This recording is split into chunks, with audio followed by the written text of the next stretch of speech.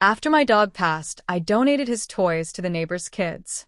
A week later, I found them torn apart and burned in my yard. When I knocked, their father said, "He was just a mutt. Let it go." I didn't let it go. I started digging in the trash behind their fence. My dog Scout died 2 months after my 40th birthday. I'd had him since he was a puppy. 12 years. He was there when my wife left. He was there when my dad passed. He was the only thing in my life that didn't leave when things got hard. He wasn't some fancy dog. He had one ear that stuck up and one that flopped over. But he was smart. He knew when I was sad. He'd rest his head on my knee and just sit there. That's how I got through some of the worst nights, him just sitting there. When he died, it was quick. The vet said it was heart failure. He collapsed in the backyard one night after I let him out. I buried him the next morning under the big oak tree where he used to chase squirrels. For days, the house felt hollow. His toys were still all over, his rope, his ball, that stupid stuffed duck he'd carry everywhere. One morning, I packed it all into a box. I couldn't look at them anymore, but I didn't want to throw them away. That's when I remembered the boys next door. 3 of them, 6, 8, and maybe 10, always running around in the yard. Scout liked watching them play. Sometimes they'd come over to the fence and throw him a stick. I left the box on their porch with a note. These were Scout's. He was a good dog. Thought your kids might want them. That was it. I didn't hear anything for a week. Then one Thursday, I got home from work and saw something strange in the yard. At first, I thought it was trash. Then I saw the chewed-up rope, Burned at the ends. the tennis ball, melted. The duck, torn open and black from fire. All of it. Dumped in a pile by the tree where I buried him. I stared at it for a long time. I didn't cry. Not then. I just picked up the pieces and brought them inside. The next morning, I went to their house. Knocked on the door. The dad, Mark, opened it. He had that smug look he always had. The one that made me avoid talking to him whenever possible. I asked, "Did your boys throw Scout's toys into my yard?" He didn't even pretend to be sorry. He shrugged and said, "They were playing. Kids break stuff. He was just a mutt. Let it go." Then he closed the door in my face. I stood there for a few seconds. My ears were ringing. He was just a mutt. That sentence ran through my head the whole day. I didn't let it go. That weekend, I waited until they left. Saturday morning, they usually go out early, soccer or some church thing. Around 9 a.m., I saw them pull out of the driveway. I walked down the alley behind their fence. There's a narrow space between the fence and their trash bins. Most people forget it's there. I started digging. I found the box first, the one I left on their porch. The note was still folded on top. They hadn't even read it. Then I found something else. A zip tie, covered in dog hair. Scout's color. It wasn't from the toys. It was bent and twisted like it had been pulled tight around something. Or someone. Then I found a lighter. And then I found a burned patch of yellow fur. It smelled like plastic and ash. That's when I froze. The vet said Scout died of heart failure. But what if he didn't? That night he died. I remember letting him out back around 9:30. He usually barked within 5 minutes. But he didn't. I found him under the tree, curled up. I assumed he just went asleep. But what if he didn't? What if someone came into the yard? What if someone hurt him? What if they tied him up? What if they set him on fire? I couldn't breathe. My hands started shaking. I backed away from the trash. I didn't take anything. I needed them not to know I'd been there. Because now I needed to find out what really happened to Scout. I didn't care how long it took. They thought it was over. It wasn't. I started watching them. I didn't mean to at first. But I couldn't help it. Every time I looked out my kitchen window, there they were, the boys playing, Mark barking at them from the porch, like he hated even being a dad. The more I watched, the more I noticed. The kids weren't loud like they used to be. They didn't laugh as much. They didn't even go near the side of the yard that faced my house anymore. They stuck to the far end, near the shed. One night around 10, I was taking out my trash and heard something. Crying. Soft. Then, a shoo. He'll hear you. It was coming from the alley behind their fence. I stayed still and waited. After a minute, I saw a small shape slip through the back gate. The middle kid, Jason, I think, maybe 8 or 9. He didn't see me. He ran across the alley barefoot and ducked into the shadows between 2 garages. He was holding something. I waited until he left, then walked over. In the corner behind a trash can, I found what he left. It was a picture, crumpled, drawn with crayons. A dog. Brown with a crooked tail and one ear up. Scout. Underneath it in shaky handwriting. Sorry we didn't help. That's when I knew. They saw what happened. I don't know if it was all 3 of them or just one. But someone saw something. And someone was scared enough to hide this drawing in the dark, behind a trash can, in the middle of the night. I kept it. 2 days later, I went to animal control. I told them what I found. The burned toys, the zip tie, the fur. I told them I suspected someone hurt my dog. They said without a body, there wasn't much they could do. I told them where I buried Scout. They asked if I'd allow an exhumation. I said yes. It took a week to get permission. The guy who came to dig was quiet. He wore gloves and brought a small kit. He found the bones fast. Then he held up something and frowned. A melted zetipetie. Around the neck bones. He looked at me and didn't say anything. I didn't need him to. I called the police next. They came out, took a report, bagged the evidence. But without a witness, it was weak. That's when I made a choice. I waited for the right night. Rainy. Cold. I knew the shed would be unlocked. I'd seen the oldest boy sneak out there with a flashlight before. I went into the shed and waited. An hour passed. Then the door creaked open. It was the youngest one this time. Maybe 6. I didn't scare him. I just said, I need to know what your dad did. His eyes got wide. Then he whispered. He said we couldn't tell. He said he'd do to us what he did to the dog. That was all I needed. I didn't call the police again. I called a reporter I knew. She owed me a favor from years back. I used to do maintenance at the news station. I told her everything. The dog. The burned toys. The zip tie. The kids. She listened, asked for the drawing. I gave it to her. 2 days later, it ran on the local news. Dog death raises abuse concerns in quiet neighborhood. They didn't name me or the family, but they showed Scout's picture. And the drawing. That night, Mark came to my door. He was red-faced, drunk, shaking with rage. You think this is funny? He growled. You trying to ruin my life? I didn't answer. He stepped closer. You don't know what you're messing with. I looked him dead in the eye and said, neither do you. He left. But the next day, CPS showed up at their house. I watched from the porch as the kids were brought out one by one. They didn't look back. The house was quiet after that. But I wasn't done yet. Mark didn't get arrested. Not officially. The police said there wasn't enough for criminal charges. The vet's paperwork complicated things. The zip tie was inconclusive. And without video, without someone catching him in the act, they couldn't prove abuse. But CPS acted fast. Faster than I expected. The kids were placed with their aunt across town. I heard about it through the grapevine. Small town people talk. Mark stayed in the house. Alone. Then weird things started happening. First, it was the mail. His box got stuffed full, then torn open. He started yelling at the mailman. Accused him of sabotage. The mailman filed a complaint.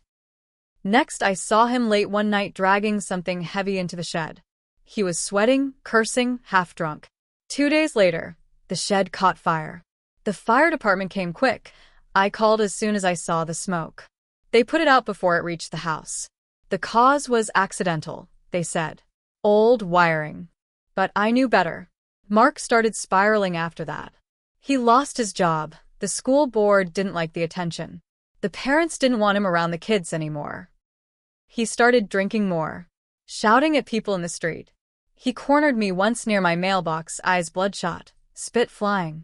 You ruined everything, he snarled. You had no right. I didn't respond. I didn't have to. The whole town had seen the news.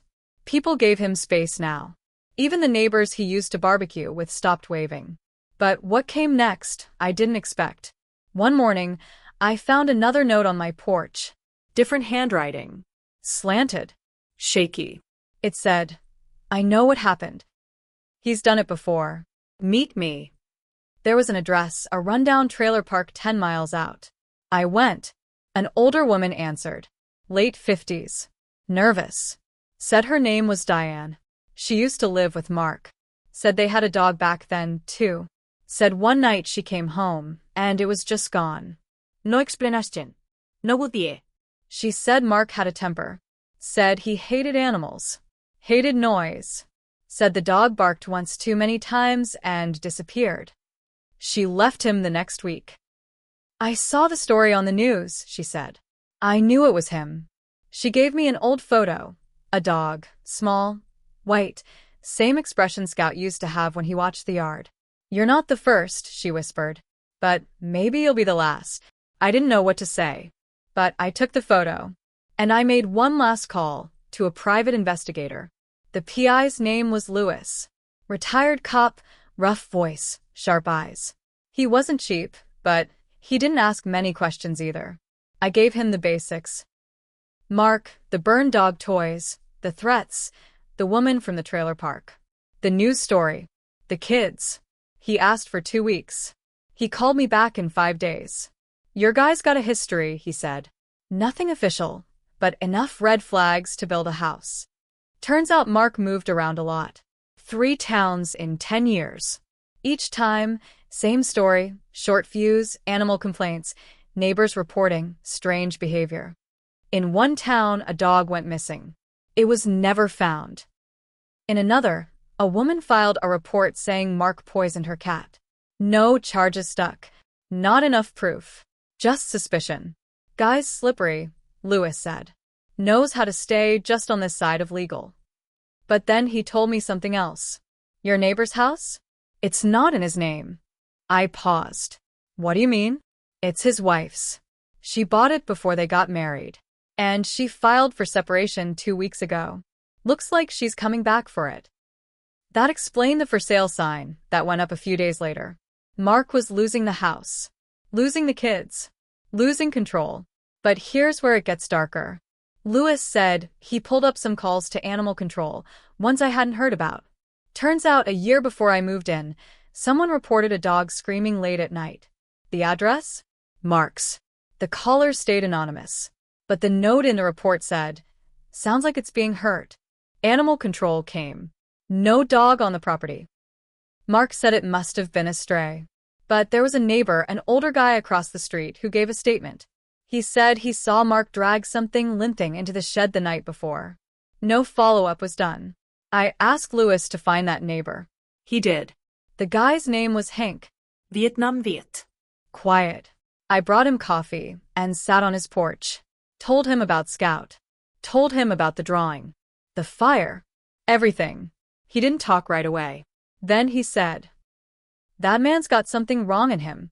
I saw what he did, but nobody listened. Then he reached into a drawer and handed me something. A photo. Blurry. Taken from his window. It showed Mark in the backyard holding a stick. Something lying on the ground behind him. Small. Curled. That's from 2 years ago, Hank said. I didn't throw it away. Figured someday someone might need it. I gave the photo to Lewis. Lewis gave it to the news reporter. And then things exploded. The second news story hit harder than the first. This time, it wasn't just about a dog's death. It was about a pattern. Local man tied to multiple animal cruelty reports. Neighbors speak out. Ran on the evening segment. They used Hank's photo. They interviewed Diane. The reporter even got a statement from a shelter in one of Mark's old towns, where a dog had been brought in, barely alive, with injuries they said looked deliberate. People noticed. The phone at the police department blew up. So did the tip line for animal control. Folks who had lived near Mark in other towns started calling in stories, concerns, old complaints that had gone nowhere. And the court of public opinion? That one slammed shut fast. Mark disappeared the day the second story aired. Packed a bag and drove off in the middle of the night. Someone said they saw him headed north. Another said he went west. No one really knew. The cops weren't looking for him. Not yet. Still no criminal charges. Just a guy under scrutiny. But he wasn't out of my life. Not completely. A week later, I came home to a broken lock on my garage. Nothing stolen. Nothing moved. Just broken. The next night, my mailbox got smashed in. Then I found cigarette butts under the tree where Scout was buried. Mark smoked menthols. Always had. I'd recognize that sour smell anywhere. He was watching me, testing me, waiting. Lewis helped me set up cameras, small ones barely visible. 2 out front, 1 in the backyard, 1 by the shed. Motion activated, high res. Then we waited. Nothing happened for 3 nights. But on the 4th, just after 2 a.m., I got a ping. Someone walking along the side fence. Hoodie, tall, heavy set. Same build as Mark. He didn't try the house. Didn't go to the door. He just stood by the oak tree for a while, staring at the ground. Then he bent down and spat on it. And walked away. It was him. I gave the footage to the cops. They said they'd document it. But still no arrest. Still no evidence of direct threat. But it didn't matter anymore. Because I wasn't waiting for justice. I had something better. The reporter called again. The story had gone statewide. An animal rights group had picked it up. Now they wanted to run a full investigative piece on Mark, the broken system, the way these cases fall through the cracks. They wanted me to be part of it. I said yes. Because I wanted everyone to know what he did, what he took, and what I found out when I started digging. The investigation aired 3 weeks later. It wasn't just a segment this time. It was a full hour. They traced Mark's moves across 5 towns. Talked to old neighbors, a retired animal control officer who said his report got lost in paperwork, even a former coworker who remembered Mark bragging about how dogs were just trash with legs. They showed the footage from my yard. They blurred his face, but everyone local recognized the shape, the way he walked. They showed Scout's photo, the burned toys, the drawing Jason left behind. It hit people hard. The shelter I used to volunteer at called me. So did 3 other local rescues. Donations started pouring in, not for me, but in Scout's name. Someone painted a mural on the side of the coffee shop downtown, a dog with 1 ear up, 1 flopped, looking out across a field. They titled it, Scouts Saw Everything. The story went viral after that. National news picked it up. Online forums shared it. Comments poured in. But not everyone was supportive. One night, I got an envelope in the mail. No return address. Inside was a photo of my front door. A fresh one. Taken at night. Printed on cheap glossy paper. On the back, written in Sharpie. You should have let it go. I gave it to Lewis. He took it straight to the police. They finally opened a case file, harassment with intent to intimidate. But it still wasn't enough to find him. That same week, a woman reached out to me through the news station. Said she used to work at a veterinary clinic outside of Peoria. Said Mark brought in a dog once, years ago. Said the dog was burned, shaking. Said Mark claimed he found it like that. But the way he talked, the way he kept asking if they were going to report it, she always suspected something was off. She kept records. Still had a copy of the intake form. His name was on it. That was the break we needed. Lewis took it to a lawyer. Now we had something. Pattern. Behavior. A documented past incident. The lawyer started the process, not for criminal court but civil. Wrongful death of a companion animal. Emotional distress. Malicious intent. It wouldn't put Mark in jail, but it would expose him. Legally. Permanently. The lawsuit was filed. And that's when Mark came back. He showed up 2 nights after the lawsuit was filed. I was in the living room, watching the local news. They were covering the case. My name wasn't mentioned, but the details were clear. Everyone knew it was me. At first, I thought I heard a branch snap outside. I turned the volume down, leaned toward the window. Nothing. Then a soft knock. Not the front door. The back one. I didn't move right away. Just listened. Then it came again. Louder. I stood up and flipped on the floodlight out back. That's when I saw him. Mark. Standing just outside the circle of light. Hoodie pulled tight around his face. Same posture. Same shoulders. He didn't flinch when the light hit him. I opened the door, but only halfway. "Get off my property," I said. My voice sounded more even than I felt. He smiled. Thin. Mean. "You think this is over?" he said. "You think that little sob story makes you the hero?" I didn't say anything. "You don't know what that dog did," he went on. "You think he was some saint?" He was in my yard. "He bit my kid." That was a lie. A straight lie. Scout never left the yard. Ever. And their kids, the same ones who cried when CPS came, they played near Scout every weekend. I stepped forward, just 1 inch. "Leave," I said again. "Or I'll call the cops." He looked at me for a long second, like he was weighing it. Then he said, "Next time you dig through someone's trash, make sure they don't have more buried than you do." He turned and walked into the dark. I called Lewis. He said to file another report. He said to stay armed, stay ready. Said guys like Mark don't stop unless they're forced to. I didn't sleep that night. The next day, I bought a second set of locks. Reinforced the windows. Bought a backup camera. Installed floodlights along the fence. But that line, "more buried than you do," stuck with me. What the hell was he talking about? I didn't have secrets. At least, I thought I didn't. But when I told Lewis what he said, Lewis went quiet for a second. Then he said, "Let me look into something." 2 days later, he called me. "You ever hear of a place called Fairmount Creek?" he asked. I said yeah. It's a small stretch of woods behind the industrial park. People dump trash there sometimes. Teens drink there. Nothing special. Well, Lewis said, "I found a report. From 8 years ago. Animal bones. Multiple. Found wrapped in cloth. Never ID'd. Never followed up." I didn't speak. "You want to go out there?" he asked. "See if there's something left." I said yes. We went at night. With gloves, lights, and a shovel. Fairmount Creek was colder than I remembered. It always looked harmless in daylight. A patch of trees between the old warehouse and a rusted-out fence line. But at night, it felt like something else. Forgotten. Heavy. Lewis parked 2 blocks away. We walked in with headlamps and stayed off the trail. The ground was soft from recent rain. Our boots sunk with each step. He had the GPS coordinates from the original report. We followed them. After about 20 minutes, we reached a small clearing. Flat dirt. No grass. Dead quiet. "This is it," Lewis said. He pointed to a spot where the earth looked wrong. Uneven. Someone had dug here before. We started digging. After maybe 10 minutes, we hit plastic. Then cloth. We stopped. Lewis crouched and used a trowel to clear the edges. Then he pulled the bundle out carefully, like it might fall apart. Inside were bones.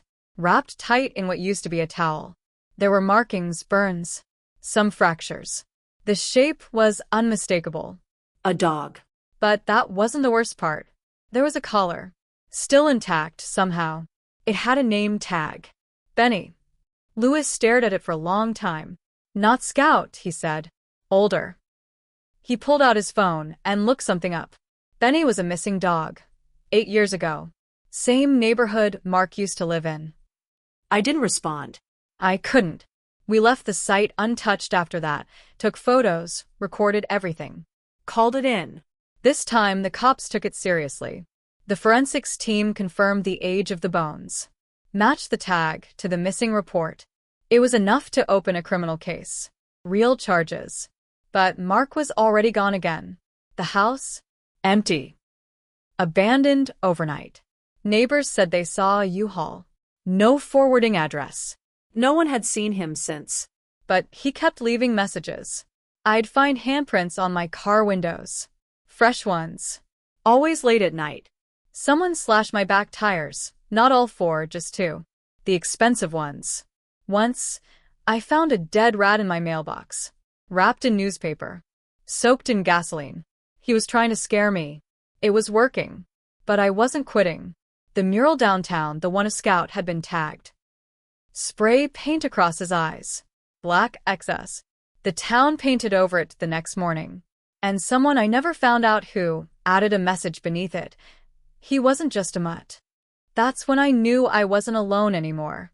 The case picked up speed once the bones were confirmed. Between the animal cruelty charges, the civil suit, and the harassment reports, a warrant was issued for Mark. Finally. But he was still gone. The cops checked his wife's family, nothing. Old friends, none would speak. His name showed up in a bus log heading south, but then it went cold again. I started locking my doors, even during the day. I slept with the TV on. Scout used to sleep at the foot of my bed, and without him, the silence pressed in too heavy. I tried to go back to normal, work, errands, yard work. But I kept looking over my shoulder. Every creak in the house. Every car idling too long outside. Then one morning, I found the grave disturbed. Scouts. The dirt had been dug halfway open. Not deep. Not enough to reach the box. Just enough to send a message. The worst part? There were dog biscuits laid on top of the mound. Neatly. Like a sick offering. I didn't call the cops this time. I just sat on the porch. All day. Baseball bat next to me. Didn't move. Didn't speak. That night I got a call. Lewis again. I found something, he said. Not about Mark. About the kids. He paused. Jason's been writing letters. I frowned. What kind of letters? To you, he said. I got in touch with the aunt. He's been writing letters and hiding them. Says he's scared. Says he misses the dog. Says he wishes he could tell the truth. I sat down slowly. He saw it, didn't he? I asked. My throat was dry. Lewis didn't answer right away. Then, he saw everything. I kept one of Jason's letters. The first one he ever wrote. The handwriting's messy, and some of the words are spelled wrong, but I read it more than I should. He wrote, "I'm sorry I didn't stop him." I was scared. I think Scout knew. And I think he did, too. Some nights I sit out back, where the dirt's been reburied and packed down, and I try to believe that what I've done since then made up for that night. That I protected someone. That I scared the right person. That maybe I stopped it from happening again. But I still hear the gate creak sometimes. And I still look over my shoulder every time I walk past that tree. Because people like Mark don't disappear. They wait.